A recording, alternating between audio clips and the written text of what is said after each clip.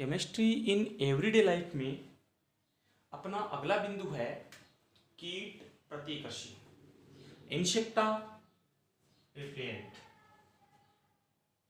कीट प्रतिकर्षी रसायन ऐसे रसायन जो कीटों को दूर भगाते हैं, यानी इस प्रकार के रसायनों के संपर्क में या उनकी गंध के संपर्क में यदि कीट आ जाते हैं, कीट पतंगे, खटमल, मच्छर, मक्खियां ये आ जाती है, तो वो उस रसायन की गंध से अपने आप को असहज अनुभव करते हैं तथा वहां से दूर भाग जाते हैं। जैसे हमने घरों में देखा है कि रात्रि के समय हम कुछ उपकरण लगा के सोते हैं, जैसे ऑल आउट है, गुड नाइट है। ये इस प्रकार के रासायनिक पदार्थ हैं जिनके संपर्क में आने से कीड़े मकोड़े भाग जाते हैं, मच्छर भाग जाते हैं। तो इनको हम क्या कहते हैं? कीट प्रतिकर्षी कहते हैं। यानी वे रसायन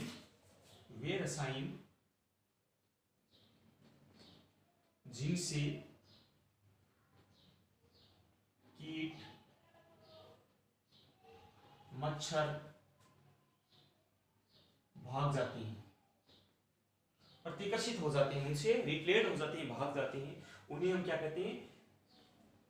कीट प्रतिकर्षी रसायन कहते हैं। होता क्या है, जैसे ही कोई कीट या मॉस्किटो या मच्छर इन रसायनों के संपर्क में आता है, तो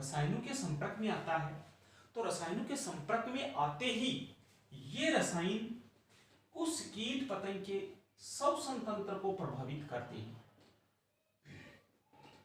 कीट पतंगों का जो रेस्पिरेटरी सिस्टम है, वो रेस्पिरेटरी सिस्टम है प्रभावित होता है तथा कीटों को सांस लेने में प्रॉब्लम्स होती है।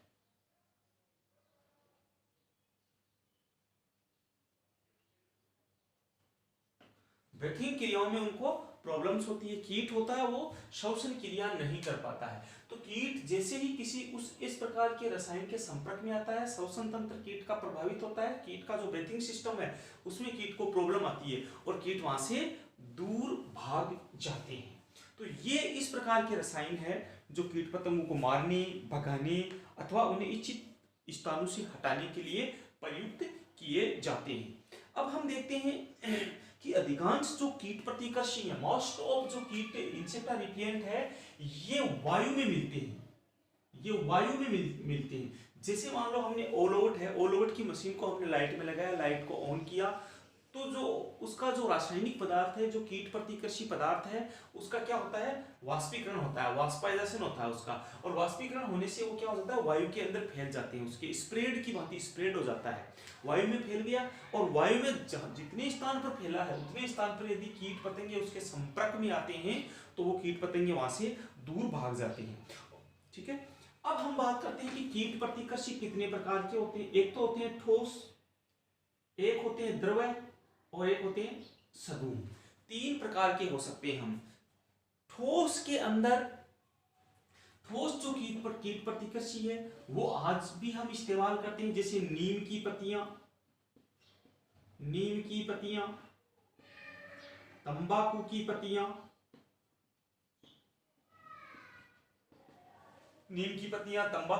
इनके इस्तेमाल करते हैं। इसके अलावा सल्फर, नीम की पत्तियां, तंबाकू की पत्तियां अथवा सल्फर, इनका धुआं या धूनी करते हैं, फॉग उत्पन्न करते हैं। इनका धुआं या धूनी करने से वहां से कीट पतंगे दूर भाग जाते हैं और इनका इस्तेमाल हम बरसात या वर्षा काल के दौरान गांव के अंदर इसका सबसे ज्यादा इस्तेमाल किया जाता है, क्योंकि इनके अंदर वो रासायनिक पदार्थ होते हैं जो कीटों के श्वसन तंत्र को प्रभावित करते हैं तथा ह्यूमन बीइंग और ह्यूमन एक्टिविटी को प्रभावित नहीं करते हैं। और द्रव्य के रूप में प्रयोगशालाओं में तैयार, इंडस्ट्रीज में तैयार, जैसे हम बात करते हैं कि good night, all out, all out, ये इस तरह के हैं, ये द्रव या लिक्विड फॉर्म के अंदर आते हैं। इसके अलावा इसमें भी हम कर सकते हैं कि ओडोमोस, ओडोमोस रासायनिक पदार्थ है, ये भी हम इस रूप में काम में लेते हैं। फिर ये द्रव वाले आ गए और इनको इलेक्ट्रिक इनमें पास होती है, जब धारा प्रवाहित होती है तो इनसे रासायनिक पदार्थ निकलते हैं, वायुमंडल में फैल जाते हैं। इसके अलावा कुछ सदुम यानी कुछ का स्प्रे करते हैं, हम स्प्रे करते हैं, जैसे कॉकरोच वगैरह भगाने के लिए हम कुछ रासायनिक पदार्थ हैं, ये किलर है, ऑल आउट है, इस प्रकार के जो रासायनिक पदार्थ हैं उनका हम स्प्रे करते हैं। फिनाइल है, फिनोल्फथेलीन है, इनका हम इस्तेमाल करते हैं। तो ये क्या करते हैं, सारे के सारे मॉस्किटो को वहां से दूर भगा देते हैं। अब ये जो सारे के सारे जो कीट प्रतिकर्षी है, ये कीटों को भगाने में प्रयुक्त होते हैं तथा कीटों को ही प्रभावित करते हैं, मानव की त्वचा को तथा ह्यूमन बीइंग को ये प्रभावित नहीं करते हैं। फिर भी हमें जो एडल्ट्री है, जिन लोगों के अंदर ब्लड प्रेशर की दिक्कत है, जिन लोगों के अंदर बीपी प्रॉब्लम के अलावा शुगर प्रॉब्लम है, उन व्यक्तियों को इन जो इंसेक्टा रिपेलेंट्स है इनसे दूर रहना चाहिए। इसके साथ में बच्चों वाले रूम में इसका इस्तेमाल नहीं करना चाहिए, इसको अवॉइड ही करना चाहिए। तो ये कीट प्रतिकर्षी पदार्थ हैं जिनको हम घर के अंदर काम में लेते हैं, सब हम जानते हैं इनके बारे में, कीट इनसे भगाए जाते हैं। इसके बाद में हम एक और बिंदु जानने की कोशिश करते हैं और वो है हमारे पास में फिरोमोन्स। फिरोमोन्स क्या होता है, वास्तव में एक विशेष प्रकार की गंध होती है फिरोमोन्स। फिरोमोन्स क्या होती है, एक रासायनिक गंध होती है फिरोमोन्स।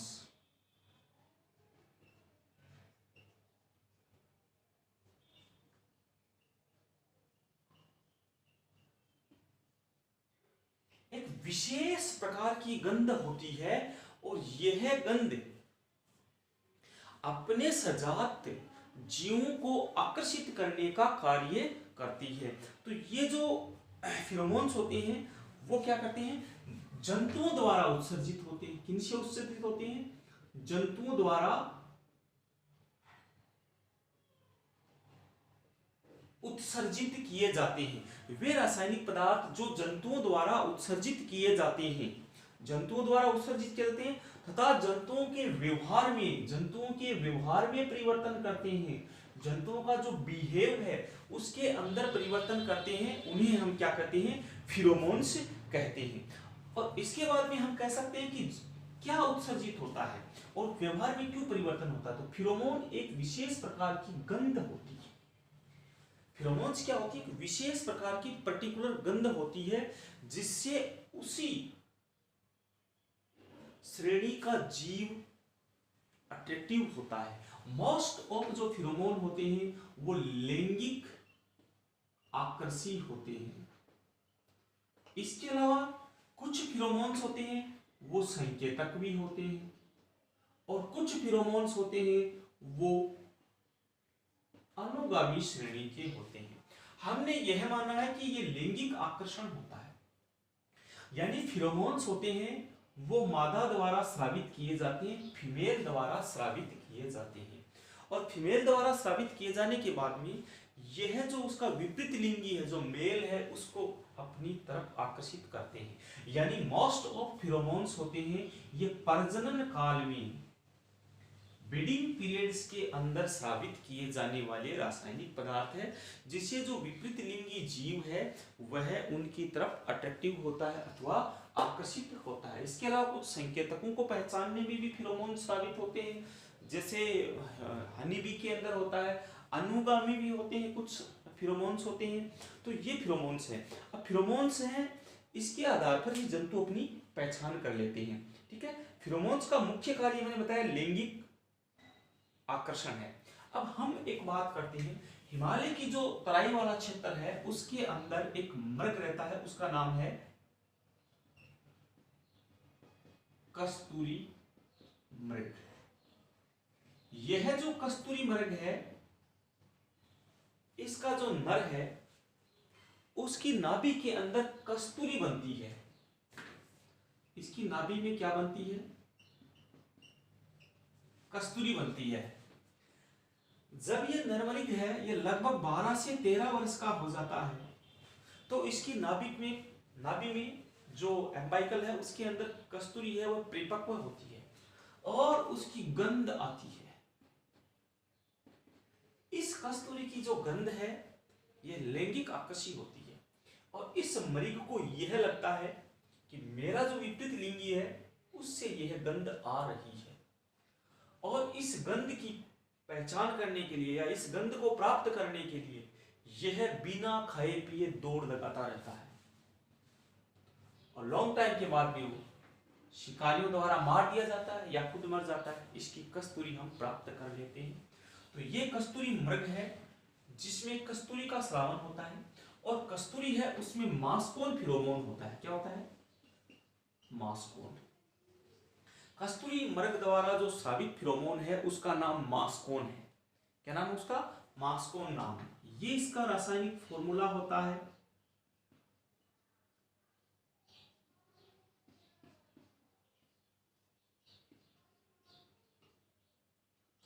ये मास्कोन है, यह मास्कोन का रासायनिक फॉर्मूला होता है।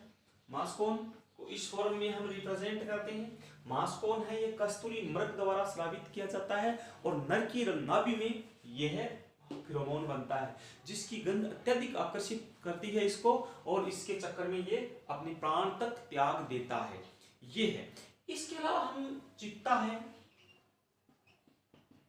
बिल्ली है, इनमें भी एक फिरोमोन स्रावित होता है जिसका नाम है शिवेटोन। क्या नाम है? शिवेटोन नामक एक फिरोमोन स्रावित होता है। शिवेटोन फिरोमोन स्रावित होता है जिसको हम इस प्रकार से लिख सकते हैं।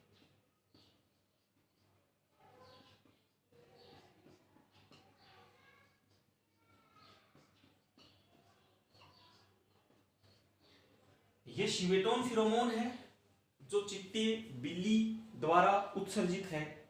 इसके अलावा हम बात करते हैं कि निवह का बहुत अच्छा एग्जाम्पल है टाइगर्स में और लॉयंस के अंदर। जो लॉयंस होते हैं उनकी जो मादा लॉयंस होती है वो प्रजनन काल के दौरान, ब्रीडिंग काल के दौरान फिरोमोन स्रावित करती है। उस फिरोमोन से जो मेल जो लॉयंस है वो उसकी तरफ अट्रैक्टिव होते हैं, प्रजनन क्रियाएं करते हैं, सेक्सुअल क्रियाएं करते हैं। उसके बाद में उनमें प्रजनन होता है। जब प्रजनन होता है, प्रजनन के बाद में वो बच्चे पैदा करते हैं। उसके बाद में जब तक लॉयन के बच्चे आत्मनिर्भर नहीं हो जाते तब तक नर और मादा दोनों साथ में रहते हैं। और तो ये उस फीमेल लॉयन द्वारा स्रावित फिरोमोन की वजह से होता है। मानव के अंदर ह्यूमन बीइंग है, होमो सेपियंस है, उसके अंदर जो नर है या मादा है उसमें फिरोमोन का स्रावण होता है या नहीं होता है, इस पर अभी शोध जारी है।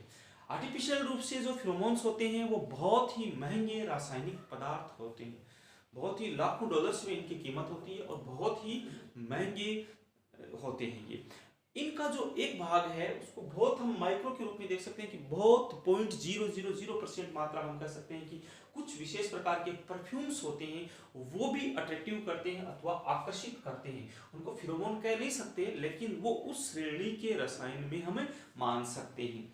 तो ये फिरोमोन्स की गंध अत्यंत तीव्र होती है। फिरोमोन्स है इनकी गंध है बहुत ज्यादा तीव्र होती है, अतः इनकी थोड़ी सी मात्रा बहुत ही पर्याप्त होती है। थोड़ी सी मात्रा स्रावित होने से ही ये पर्याप्त होती है। जंतु होते हैं वो थोड़ी सी मात्रा से ही अपने विपरीत लिंगी को पहचान सकते हैं अथवा पहचान लेते हैं। अब हम क्या कर सकते हैं? इस फिरोमोन का इस्तेमाल विपरीत लिंगी कीटों को आकर्षित करने में कर सकते हैं। मान लो हमारे खेतीबाड़ी के अंदर या एग्रीकल्चर के अंदर बहुत सारे कीट पैदा हो गए, तो हमारे पास में कीट है, कीटों को हमने एक फिरोमोन स्रावित किया, वहां पर एक विशेष जगह पर हमने फिरोमोन रख दिया, तो वो जो विपरीत लिंगी कीट हैं वो उस फिरोमोन की तरफ आकर्षित हो जाएंगे, एक जगह कलेक्ट हो जाएंगे, हम उनको क्या करेंगे? डिस्ट्रॉय कर देंगे। तो फिरोमोन का हम कीट प्रतिकर्षी के रूप में तो नहीं करते लेकिन कीट आकर्षी के रूप में इस्तेमाल कर सकते हैं। कीट आकर्षित हो जाएंगे, कीटों को वहां पर हम क्या कर सकते हैं? डिस्ट्रॉय कर सकते हैं, मार सकते हैं। फिरोमोन होता है इनका छिड़काव नहीं किया जाता है क्योंकि हो सकता है ये दूसरे जीवों के लिए हानिकारक सिद्ध हो सकते हैं। अतः इनका पर्यावरणीय प्रदूषण को ध्यान में रखते हुए छिड़काव भी नहीं किया जाता है। कई जगह है फेरोमोन्स है वो सुरक्षित एवं प्रभावी कीट नियंत्रण में प्रयुक्त किए जाने भी लग गए हैं। तो ये हमारे फेरोमोन्स हैं। इसके अलावा हम देखते हैं कि कई बार जैसे किसान होता है उसके फसल में कीट पतंगे बहुत ज़्यादा हो गई है, हर्ब्स है, सब्जियां हैं, वेजिटेबल्स है, उसमें कीट पतंगे ज़्यादा हो गए हैं, तो वो अपने खेत के एक साइड में बल्ब है उसको रात्रि को जला देता है। बड़ा बल्ब जला देने से कीट पतंगे और मच्छर हैं वो उस रोशनी की तरफ आकर्षित हो जाते हैं और वहाँ पर अपना प्राण त्याग देते हैं, मर जाते हैं, जिनको गड्ढा खोद के उगाड़ देता है, जिससे पशुओं का नुकसान होता है वो कम किया जा सकता है। तो ये जो कीट प्रतिकर्षी है और फेरोमोन्स है दोनों एक दूसरे से जुड़े हुए हैं। कीट प्रतिकर्षी से तो हम कीटों को दूर भगाते हैं और फेरोमोन से विपरीत लिंगी कीटों को आकर्षित किया जाता है। यहाँ पर एक कस्तूरी मृग है वो मास्कोन का श्रावण करता है, ये मास्कोन का फॉर्मूला है।